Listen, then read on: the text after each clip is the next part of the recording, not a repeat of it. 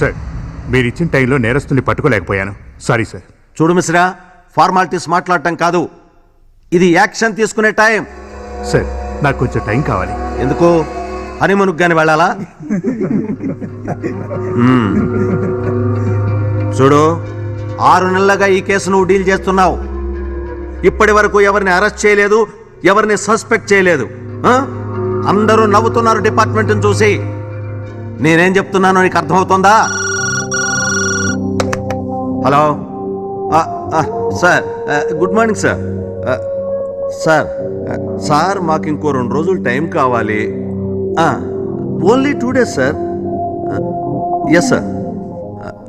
Okay sir, thank you sir. Phone ఎక్కడి నుంచో తెలుసా?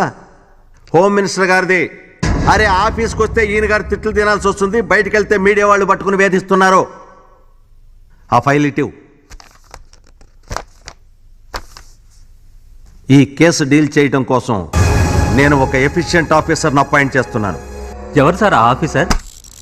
Sir, may I come in? Come in Bhairavi. Thank you sir. Good, you have come. నీ efficiency మీద నాకు చాలా నమ్మకం ఉంది, అందుకే ఈ కేసు నీకు అప్పగిస్తున్నాను. I hope you succeed in this case. Yes sir. Sir, special officer Bhairavi garu ఆ ఫైల్ చదివేలోపు రిటైర్ అయిపోతారేమో నా అనుమానం. మిశ్రా. మిస్టర్ మిశ్రా, నేను ఎప్పుడు మొత్తం ఫైల్ చదవను, నేరస్తుల పేర్లు మాత్రమే చదువుతాను.